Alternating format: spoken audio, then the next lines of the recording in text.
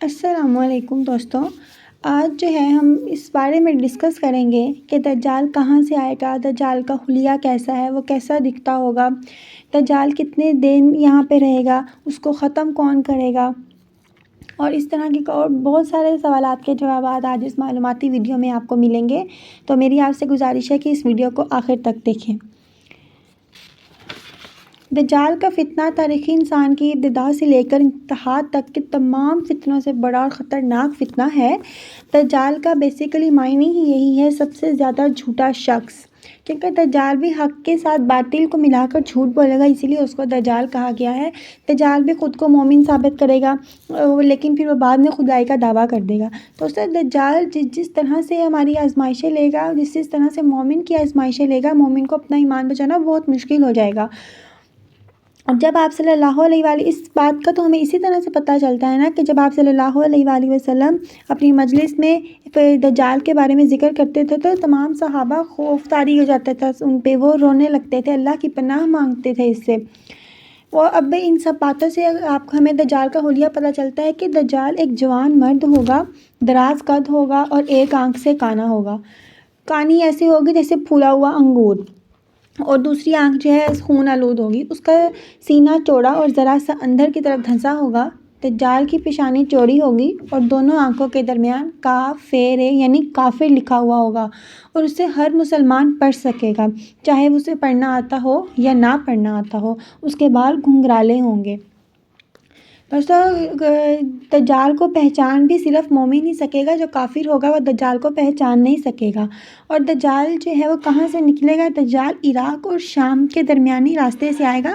جیسے ایک ہوتا ہے کہ ایک نامی شہر ہے، مشرقی سمت سے دجال آئے گا، ایک اصفہان یا خراسان نامی شہر سے نکلے گا دجال۔ اور دجال کے آنے سے پہلے دنیا کی بہت عجیب حالت ہوئی ہوگی، قحط طاری ہوا ہوگا کہ پہلے سال میں دجال کے 3 سال آنے سے 3 سال پہلے کیا ہوا ہوگا کہ دجال اس ایک سال میں کیا ہوگا کہ آسمان بارش کو 1/3 بند کر دے گا اور زمین پیداوار کی 1/3 روک دے گی۔ دوسرے سال میں آسمان 2/3 بارش روک لے گا اور زمین 2/3 پیداوار روک لے گی۔ اور تیسرے سال میں آسمان 3/3 مطلب آسمان پوری بارش روک لے گا اور زمین ساری پیداوار روک لے گی اور دنیا میں قحط نازل ہو جائے گا۔ پھر دجال آئے گا اور وہ اپنا فتنہ پھیلا دے گا ہر جگہ۔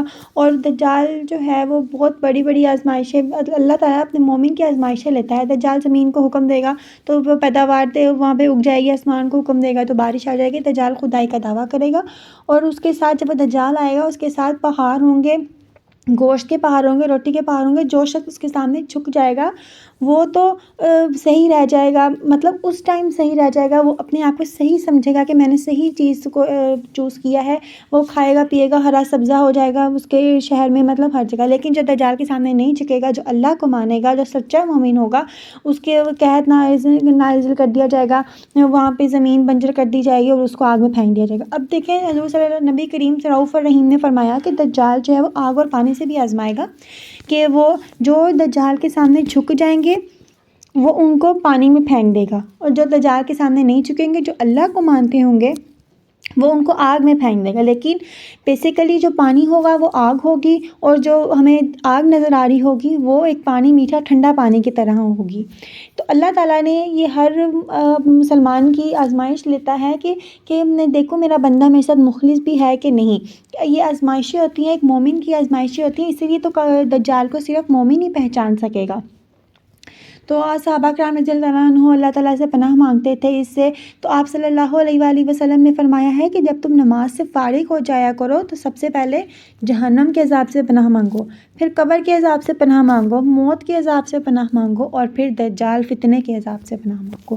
اللہ تعالیٰ وہ دجال ہمیں اس طرح سے گمراہ کرے گا کہ ہمیں اپنا ایمان بچانا بہت مشکل ہو جائے گا۔